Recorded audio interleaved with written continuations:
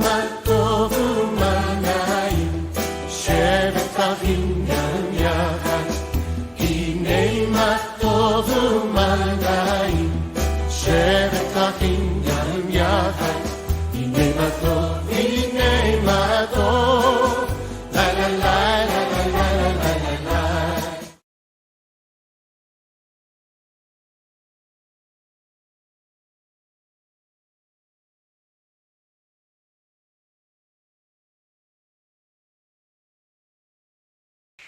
Amigos de Israel no Caminho, eu tenho hoje a alegria, o privilégio de estar junto com o meu amigo, meu irmão em Yeshua, Sadir Rachevski, que é uma personalidade por si. Ele é um ativista da palavra de Deus, ele tem se esforçado para levar a palavra para todos os lugares onde ele tem estado, e hoje eu estou usando o conhecimento, a vivência do meu irmão Sadir, para compartilhar com cada um de vocês algumas experiências. Sadir, você nasceu numa família de judeus, verdade? Sim, sim. Tanto da parte do meu pai quanto da parte da minha mãe. Da parte da minha mãe é os Raut, ou Sauti, e da parte do meu pai, Rachevski. E me diga uma coisa, Sadir, como foi que você teve o teu encontro com Yeshua HaMashiach? Eu estava morando em Curitiba e durante toda a minha infância eu tinha fome e sede de Deus. Eu olhava para os céus desde criança. Havia na minha alma um vazio que eu tinha certeza que só seria preenchido através de alguma coisa que viesse da parte do Deus de Israel. E eu estava trabalhando numa empresa de judeus, era lâminas para a fábrica de móveis, lâminas de madeiras de lei para a fabricação de móveis. E nesta empresa chegavam compradores de várias partes do mundo na compra deste rico material. E uma ocasião veio trabalhar nesta empresa um rapaz que era muito conhecido em Curitiba por ser o maior arruaceiro que havia lá em Curitiba. Quando ele fazia uma arruaça, uma só rádio patrulha não dava conta do recado. Tal era a força que esse rapaz tinha. E trabalhando nesta empresa, de repente ele começou a falar para mim de um tal de Jesus que salva, que cura, que batiza com o Espírito Santo, que faz milagres. E ele teve a petulância de falar para este judeu aqui. No zelo por ser judeu, eu me impus a esta pregação dele. Mas veja, todo mundo conhecia que ele era um sujeito fora da lei, e agora ele tinha uma vida completamente diferente. Era um homem de paz, era um homem que falava de amor, mas como judeu eu rebatia todas as investidas de pregação que ele fazia. Só que na medida que ele pregava, mostrando que Yeshua era o Mashiach de Israel, eu ficava pensativo, mas como é que pode? Eu fui ensinado que tudo que é cristão é antissemita, e este é um homem que se aproxima dos judeus, que fala em nome do Deus de Israel, e na medida que ele falava no meu íntimo, eu pensava, mas quer saber? O certo é ele, o errado sou eu. E tantas foram as investidas que um dia ele me fez um convite para ir numa reunião na congregação que ele frequentava. Eu me lembro que era na Avenida Casa Verde, eu já confundi com São Paulo. Mas era como é que era? Avenida, não lembro. República Argentina, desculpa. E eu fui aquela noite, naquela reunião, e quando eu entrei naquela congregação, eu arregalei os olhos, Eu vi aquela gente simples, com seus joelhos dobrados, orando ao Deus de Israel. E me chamou a atenção que eles falavam também em Yiddish, glorificando o Deus de Israel. Eu arregalei os olhos, como é que pode uma coisa dessa? Nunca ouvi falar disso. Terminada a reunião, eu fui outras vezes, então o co-pastor que estava ministrando aquela congregação me deu de presente um Novo Testamento em hebraico e português. Eu continuei pela curiosidade e era uma coisa inédita, nunca ouvira falar em tal coisa. E pelas mensagens eu percebi que Jesus era realmente, pelas escrituras hebraicas, que tudo apontava para Yeshua ser o Messias, Mashiach de Israel, Melech de Israel, o rei de Israel. E resolvi receber em meu coração a fé nesse Yeshua HaMashiach, reconhecendo que ele é Melech Israel, que ele é o rei de Israel. Uau! Então, a minha oração continuou sendo como judeu, ao Pai Todo-Poderoso, ao Deus de Israel, mas em nome de Yeshua. E percebi que minhas orações eram atendidas. Milagres começaram a acontecer na minha vida, saúde, abundância de paz, o que eu não conseguira desfrutar antes, eu passei a desfrutar. E aquela fome de Deus me levou à leitura mais profunda da Tanakh, as profecias de Isaías, abriram assim o meu entendimento. Então eu fiquei pensando, mas espere, por que eu não fui ensinado nisto? Por que eu não fui ensinado? Eu deveria ter desfrutado há mais tempo da minha vida servindo este Deus que eu sempre desejei servi-lo. Sadi, E a partir daí a minha vida mudou. quando você me diz isso, eu me ponho no teu lugar porque eu tive uma situação similar à tua, né? Eu ia numa escola religiosa, aonde, na verdade, o que nós aprendíamos era ler Sidur. Era o Sidur, o livro de orações, era, digamos assim, o foco da história. Se falava um pouco da Paraxá, tinha alguma coisinha que acrescentasse, mas se você fosse espremer o ensino, não tinha muita coisa. E assim como você foi criado dentro do princípio de que Yom Kippur é para nos livrar do pecado, eu chegava na época de Yom Kippur, legal, maravilha. Só fazer o jejum e está resolvido. Hoje, quando você olha para trás, assim como eu, como é que você se sente tendo sido, de uma certa maneira, eu sei que a palavra é deselegante, mas você foi traído na confiança que você teve nos líderes que congregacionalmente te levaram ao mau caminho? Olha, eu senti um peso de responsabilidade que me fez chorar. É como um passarinho ter que apagar um incêndio de uma floresta. Eu me senti assim. Eu preciso tornar conhecida esta mensagem, porque a partir daquele momento que eu reconheci o Messias das Escrituras judaicas, o desejado de todas as nações, o cumprimento da palavra de um Deus que não mente, de um Deus que não faz promessas políticas, um Deus que está interessado em cumprir cada palavra que ele prometeu. Como ele prometeria um Messias sem que esta palavra se cumprisse? A responsabilidade foi tão grande que eu chorava.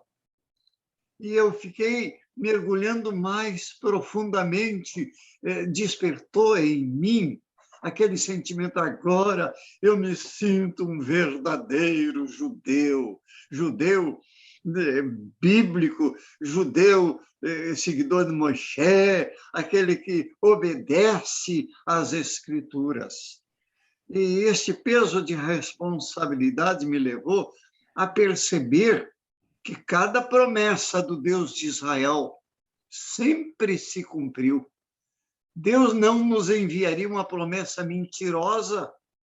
Como eu vou glorificar a Deus, o Deus de Israel, através da minha vida, se eu descrer das escrituras judaicas? Mas por que eu não fui ensinado? Aí fiquei pensando no Mordecai, no levante de Varsóvia. O nosso povo entrava nas câmaras de gás, a gente percebe pelos documentários, sem choro, para que se cumprisse aquela escritura, como ovelha muda perante os seus tosquiadores, não abriu a sua boca. Eu fui ensinado que o povo judeu é o povo messiânico, e assim aqueles amados que entraram nas câmaras de gás, nazistas, tinham recebido o mesmo ensino. Mas Mordecai disse não, não. É difícil dizer não quando nos parece estar na contramão. E Mordecai disse não, não podemos assistir uma destruição do nosso povo sem resistência. Nós temos que ter a dignidade de um judeu que crer nas Escrituras. E o levante de Varsóvia resistiu com um grupo tão pequeno, com armas tão pobres, diante das metralhadoras e canhões e outras armas poderosas, resistiu um dia a mais do que toda a Polônia. E daí eu me lembrei de outros líderes, como Gideão, que não aceitou a opressão do inimigo e creu no Deus de Israel com um grupo tão pequeno de soldados, que, aliás, nem soldados eram camponeses, e venceram um exército de mais de 100 mil. Então, eu também pensei, o que Deus fez através de um grupo pequeno, pode fazer através da minha vida. Ó Deus de Israel, eu estou em tuas mãos para ser uma grande luz sobre Israel. E é isso que eu tenho feito por 62 anos. Quando você coloca o levante do gueto de Varsóvia, amanhã, dia 9 de novembro, é mais um aniversário do Kristallnacht, aquela noite onde o exército nazista cercou sinagogas e queimou o povo de Israel vivo. É uma coisa que realmente nos choca pela barbárie, pela insanidade que o homem é capaz de fazer. Mas, ao mesmo tempo, nos faz lembrar de que, em função desse prejuízo que o povo de Israel teve durante a guerra, durante essa Segunda Guerra, a Shoah, o Holocausto, Deus usou isso para dar de presente, numa única noite, com uma única assinatura, ao Estado de Israel, que era a promessa. Então, nós vimos o desvio, e é aonde eu quero levar a conversa. Nós vimos Sim. que o desvio dos ensinos dentro das sinagogas ainda deixava a Atikva, a esperança viva no coração de cada um destes heróis, como você colocou. E hoje você, com o teu passado de servir a Deus, você pastoreou várias igrejas, você teve o privilégio de ensinar Yehudim e não Yehudim, você treinou uma família para servir a Deus. Como é que você coloca isso hoje dentro da tua realidade de querer servir a Deus? Qual seria o recado que você daria a todos aqueles que se sentem minorias? Eu costumo ensinar, sabe? Eu, mais Deus, somos a maioria. Davi, contra um gigante de 3,60 metros de altura, equipado com armamentos pesados. E Davi, um jovem valente, que creu no seu Deus, o Deus de Israel. E ele declarou ao gigante: tu vens a mim todo equipado para enfrentar um exército, mas eu vou a ti. A minha arma é a fé que eu tenho no Deus de Israel. Em outras palavras, o Davi, que era jovem, usando uma linguagem jovem, deve ter dito para Golias: ô, cara, caleca a tua, tu é grande, mas tu és só um. Eu e mais Deus somos a maioria, e nós sabemos quem venceu. Então, por sermos minoria, não nos impede de enfrentar as grandes maiorias. Se temos a verdade, esta é a nossa bandeira, e através desta bandeira temos a força de Deus em nossas vidas, vamos deixar a marca de Deus por onde quer que passarmos. E é isso que eu estou fazendo por todo este tempo. Já são 62 anos. Hoje eu estou com 84, quase 85 anos. Sadi, eu gosto muito, e eu tive que rir porque realmente a frase que você repete com muita frequência é exatamente essa: eu mais Deus somos maioria. E quando você diz eu mais Deus somos maioria, eu vejo de que nós, como Yehudim, que conhecemos Yeshua, como Bnei Israel, filhos de Israel, que tivemos o privilégio de conhecer Yeshua, ainda somos minoria.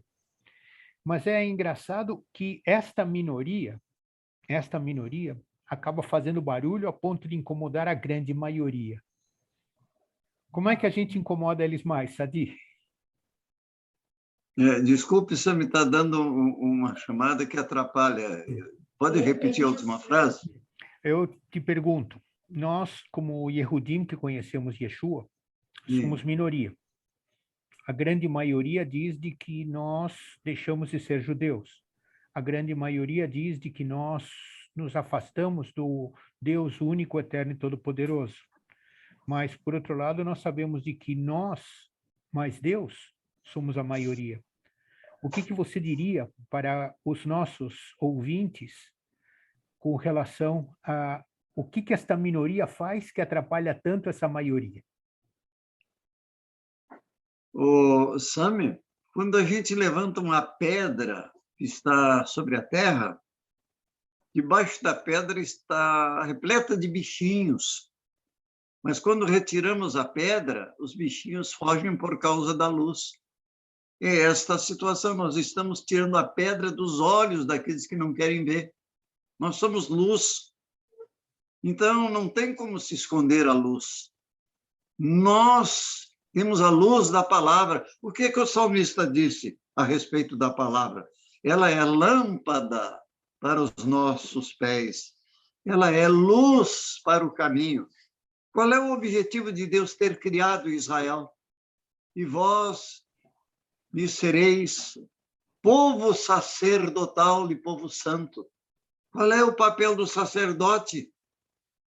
Interceder pelas nações, é ser luz, é mostrar que o Deus de Israel vive. Quando invocamos o nome de Yeshua HaMashiach, Melech Israel, não estamos invocando o espírito de um defunto Jesus. Estamos invocando este que venceu a morte, segundo as Escrituras, que ressuscitou, segundo as Escrituras, e que hoje vive como sumo sacerdote da nossa fé. Somos maioria. O que uma luz pode fazer na imensidão das trevas? Nós, na imensidão destas trevas que cobrem o mundo, somos luzeiros para brilhar o caminho daquele que ama a luz. Fantástico, Sadi. Quando você fez uma colocação com relação àquilo que nós fomos ensinados, eu comparto contigo que a sensação que eu tive quando eu conheci Yeshua é que eu tinha mentido para Deus cada vez que eu dizia Shema Israel. Por quê? Porque eu assumia com Deus amá-lo do meu interior, do máximo do meu interior. e levar a palavra dele a quem estivesse na minha volta, no andar, no caminhar, sentado, deitado, enfim. E eu sei que hoje, você com esse teu passado de servir a Deus, você continua querendo compartilhar alguma coisa a mais sempre. E eu gosto de conversar contigo, meu irmão, porque sempre você tem alguma coisa nova para dizer. E hoje, quando a gente conversava para acertarmos essa conversa, você tocou num assunto com relação a nós, como servos do Deus Altíssimo, sermos ao mesmo tempo armas e munição. Você quer, por favor, dividir com os nossos ouvintes essa tua forma de olhar e nos Pois não. animar para ir adiante, apesar dos desafios? Esta mensagem, esta experiência, Sami, é, na verdade, como diz a Escritura Sagrada, um tesouro escondido. O que o Senhor prometeu não é exatamente tesouros da escuridade. O que é um tesouro da escuridade? Está escondido. Tesouro escondido eu tenho que pegar na picareta e eu tenho que cavocar. Deus não é um Papai Noel. E Deus também não é um camelô. Deus não está fazendo liquidação de bênção. Tem um preço, não é? E como eu ouvi da boca de um sábio judeu que trabalha com empresários, né? A incompetência tem um preço. E a incompetência de não fazer uso do conhecimento daquilo que o Deus de Israel faz, isso vai ter um preço. Então, aqui está uma riqueza oferecida. Quando eu era jovem, o meu esporte era jiu-jitsu e luta livre. Quando eu era jovem, né? E eu fui ensinado, nesta área, que eu não preciso de um revólver ou de uma faca, eu sou a arma. Então, minhas mãos foram treinadas para ser a arma. Então, no reino de Deus, também precisa de armas. Mas, olha, o Saddam Hussein mandou fazer para os seus generais metralhadoras folhadas a ouro. Quem sabe algumas até foram enfeitadas com pedras de diamantes. Mas o que resolve uma metralhadora de ouro puro, cravejada de diamantes, se não tiver munição? Então, a arma são aqueles que se dispõem a fazer a obra de Deus, que sejam os portadores das boas novas. Sobe um alto monte, tu, portador das boas novas, e diga para o meu povo, Deus quer que esta mensagem seja disseminada em toda a face da terra. Mas quem irá por nós? Não foi o que Deus perguntou para Isaías? E o que o Isaías disse? Eis-me aqui. A disposição de fazer a obra de Deus é o segredo. Agora, preste atenção. No Salmo 25, verso 14, diz com toda a clareza que o segredo do Senhor é para aqueles que o temem. E ele, Deus, os fará conhecer o seu conserto. Agora, Amós também declara que o Senhor Jeová não fará coisa alguma sem primeiro revelar os seus segredos aos seus servos. Então, Deus nunca vai nos pegar desprevenido. Ele manda a mensagem. E uma noite, eu não me lembro a data, eu tive um sonho. Eu entrei numa sala de reuniões onde o próprio Yeshua estava ministrando para o público que ali estava. E quando eu entrei naquela sala, ele me chamou e me convidou para ajudá-lo na administração daquela reunião e colocou o microfone na minha mão. Só que assim que o microfone veio na minha mão, o microfone estragou. Aí Yeshua trocou aquele estragado e botou um outro. Aí a caixa de som estragou. Ele foi lá e trocou a caixa de som. E a música que se cantava nesta reunião era assim, ó, no sonho, né? Um ovo das montanhas de Errat, um ovo das montanhas de Errat. E havia outras palavras no sonho, mas depois eu fiz um hino com a letra que me foi dada no sonho, e continua. Um ovo das montanhas de Errat, um ovo das montanhas de Errat. Um ovo é um segredo que Deus quer revelar. Um ovo é um mistério sobre os quais Deus quer falar. Quando eu tive este sonho, comentei com a minha esposa e resolvemos ficar na sede da missão, onde dirigíamos em Porto Alegre, a missão sionista Mateus 10:6. Ficamos 60 dias orando, não fomos na nossa casa, ficamos ali. Ocasionalmente, íamos lá para casa, tomar um banho, ficávamos ali orando 60 dias e 60 noites. No final deste tempo, nós alugamos um carro e fomos para uma praia que é muito especial para nós, em Santa Catarina, chamada Praia da Galieta, perto do Farol de Santa Marta, uma prainha pequena, só de pescador. E nós já tínhamos tido ali uma experiência muito especial que, em outra ocasião, posso relatar. Então, nessa vez, alugamos o carro e passamos a noite naquele monte, orando, buscando a resposta desse sonho. E quando amanheceu, tivemos a resposta que o Eterno nos deu. Me foi mostrado que uma força hipnótica da parte do mal estava pairando sobre os empresários cristãos. Me foi dado o conhecimento de que os empresários cristãos estão produzindo munição, que é lucro, é dinheiro para manter missionários, para manter as pessoas envolvidas no reino. Porque se não tiver munição, a arma são os missionários, são os pastores, são aqueles pregadores que amam Israel e estão fazendo, com dinheiro ou sem dinheiro, como é o meu caso, eu vivo pela fé, né? Eu estou fazendo, nada me impede, não tem força alguma do universo que me faça parar, porque eu e mais Deus somos a maioria. E me foi dado conhecimento da necessidade de alertar os empresários cristãos que estão sofrendo falência, prejuízos, e entendam que a potestade que a Bíblia fala não é um demônio. Potestade é uma energia satânica que dá uma influência hipnótica sobre empresas, sobre ministérios, sobre pessoas, para destruir. É uma força hipnótica que produz mal.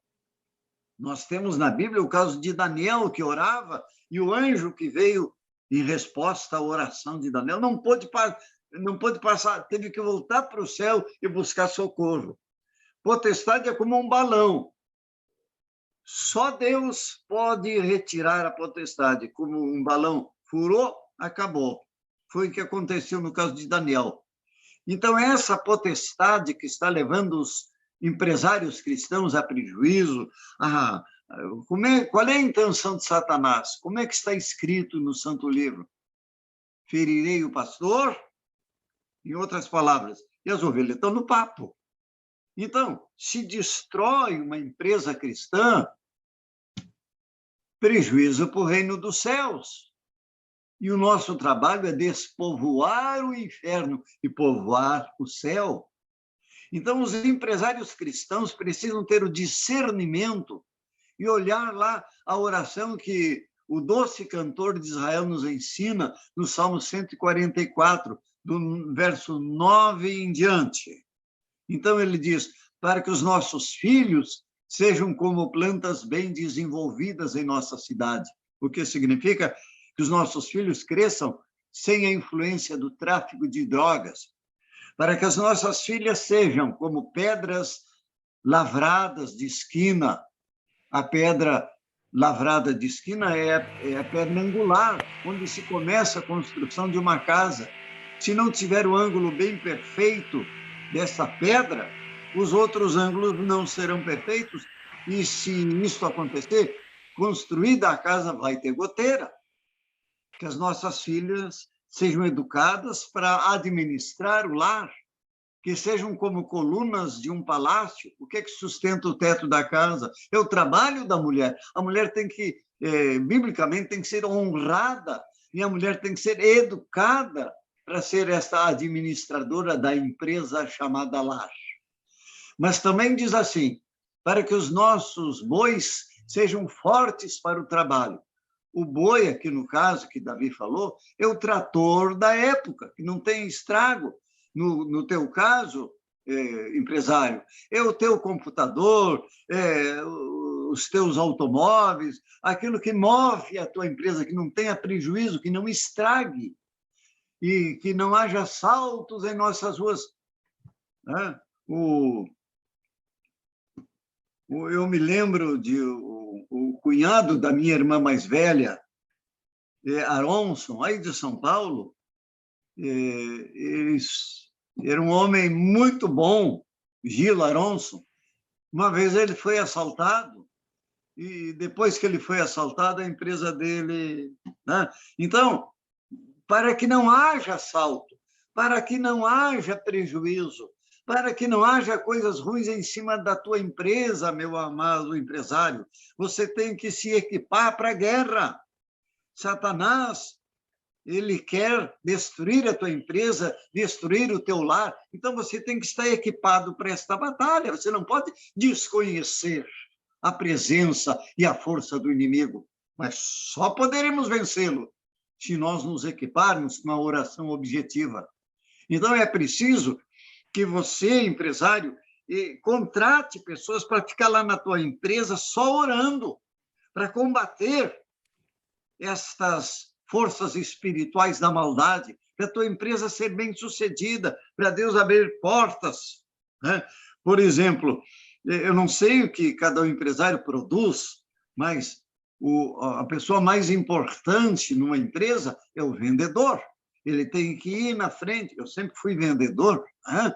Então eu sei que o vendedor é a peça mais importante numa empresa. Então tem que se equipar de vendedores, ungidos pelo Espírito de Deus, para abrir portas, se equipar com sabedoria, porque o Santo Livro nos ensina que a sabedoria é melhor do que as armas de guerra.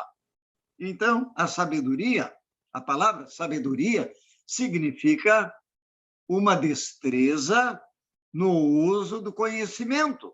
Agora, eu te dei o conhecimento que o inimigo quer destruir as fábricas de munição, e você está produzindo munição, você tem que proteger a tua fábrica de munição, você tem que desejar. Deus só te dá aquilo que você prova para Deus que quer. Quer um exemplo bíblico? Quando Deus fez o homem, Deus não tinha feito a mulher ainda. E o homem estava lá no paraíso. O que o homem Adão enxergava lá no paraíso? Ele enxergava o leão passeando no jardim, fazendo carinho para a leoa, ela retribuindo o carinho, enxergava lá para a árvore, o macaco estava com a macaca, né? Fazendo carinho, o elefante dando umas trombadinhas na comadre elefanta, né? Era lindo de ver.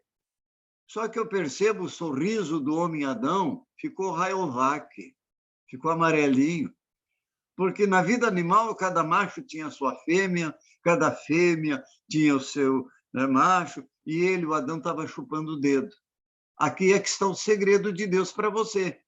Enquanto você não provar que quer, Deus não vai enfiar uma colherona de bênção goela abaixo. Você tem que desejar ter muito lucro, mas um plano onde haja munição para o reino.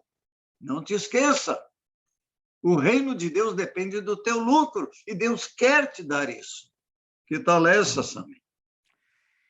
Sadi, quero te agradecer profundamente pelo teu tempo, pelas tuas lições, pelos teus ensinos, e vamos ter uma outra oportunidade da gente continuar conversando. No momento, como eu te digo, eu te agradeço imensamente pela tua dedicação à obra. os conselhos que você nos deu e vamos para frente. Agradeço a cada um de vocês, nossos ouvintes, youtubers, espectadores, e estamos à disposição de vocês. Quiserem levantar perguntas, questões, eu tenho certeza que o Sadi vai ter a alegria de responder para cada um de vocês. Obrigado. Lembranças a todo mundo aí na tua casa e tamo junto, Sadi. Obrigado. Tamo junto. E nós, mais Deus, somos a maioria. Amém.